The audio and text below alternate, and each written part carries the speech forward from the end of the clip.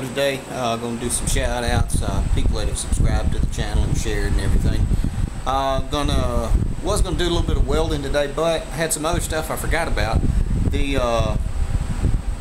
transaxle on Murray Gator, got to get it all put back together, so you'll see us doing that, and we'll go through it kind of quick and get it all put back together.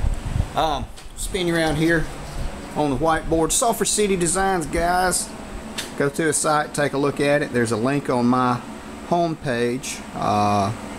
Sulphur City Designs, really good stuff. T-shirts, hoodies, custom work, metal signs, decals, magnetics. It's good stuff. And Southern Off-Road Mowers on Facebook. Go to it. Guys, we're growing, getting huge. Post some junk. We love it when you do, but you don't have to. I'm Hilarious90. Thanks for subscribing, man. I appreciate it. Big Johnny Mac. Thanks, man. Steve Jagger. Thanks for subscribing, Steve. Daryl LD1. Thanks for subscribing, Daryl. Bill Sloan on Pinterest. Got a couple of people following on Pinterest now. Thanks, man. And guys, go over to it and take a look at it. I may start posting a little bit different stuff on Pinterest as well. Jim's Bix. Thanks for subscribing. Corey Scott, thanks for all those shares, Corey. Super Las Vegas 7, thanks for signing up, man. Caleb Bisson, thanks for sharing, Caleb. The Mechanic Dave down here, thanks for all those shares. Mac 1 Ford and O2 Warrior, thanks for sharing, guys. I appreciate it. Now, okay.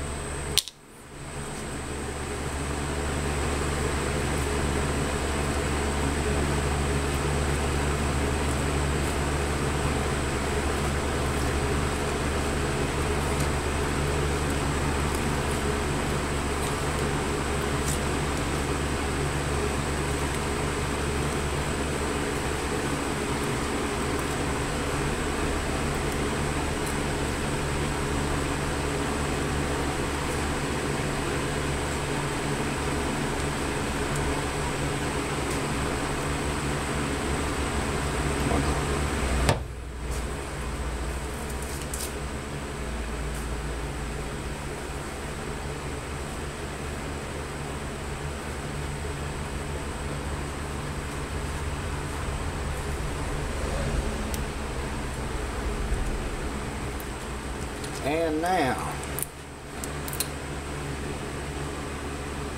it's 30 weight oil. I'm going to try 30 weight. It's kind of thin, but the Lucas will thicken it up.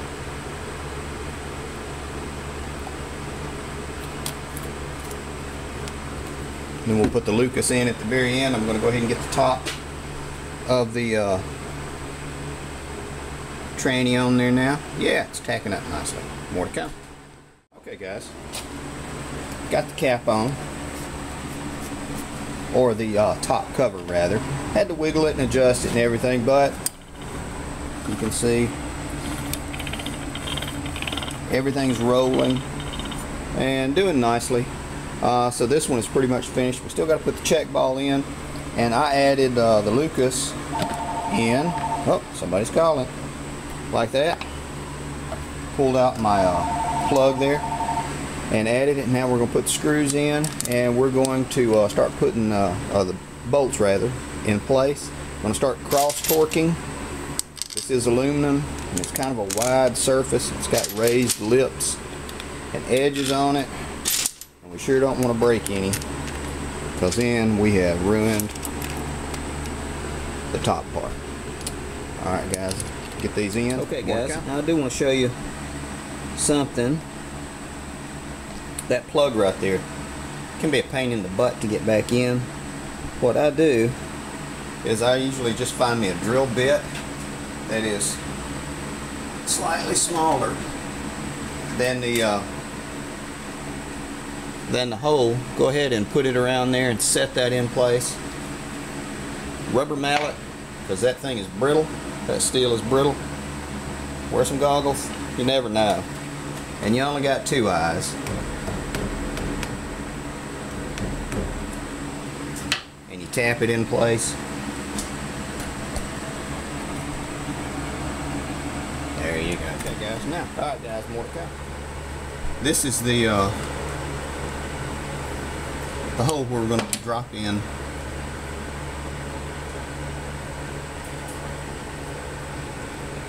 the bearing onto that shift fan fork to help hold it in place.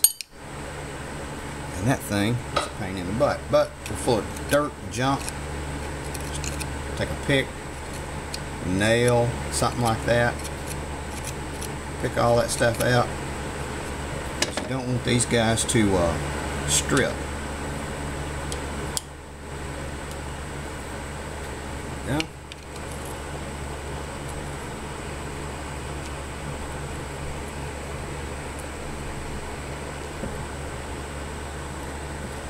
Out it comes.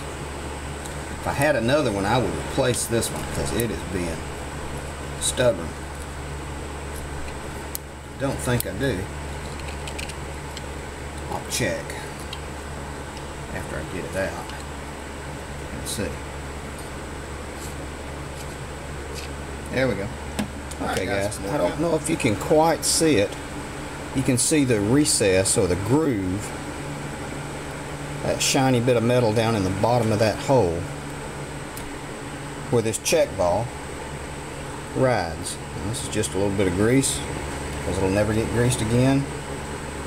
Put it down in there. Goes around the threads. There's that spring that goes down in with it. That is not the original spring. That is actually the spring out of a ballpoint pen. It works. Now, clean this guy up, putting it back in. This is a 3/16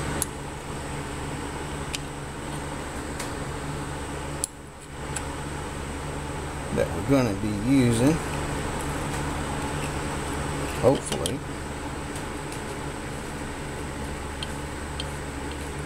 There we go. I'll get it snugged up. Back. Man, it's freaking hot out here. We're going to try this real quick. Somebody had suggested trying to patch this hole in this other transmission pan. You can kind of see. Now I'll hold it up to the light. So you can see, pretty good size hole. It is close to a structural support. So I don't know how well it's going to do, but figured we would try it real quick. Plug it up. Whatever material overspill I have on this inside, I'll clean it up with a Dremel, and we'll just see how well it's going to do. And for that, I'm going to be trying my JB Weld. So we'll see. Now you can see the hole pretty good. Went ahead and cleaned it, degreased it, and then I took some sandpaper and scuffed up the area around it. Oh, hang on, lost it. There we go.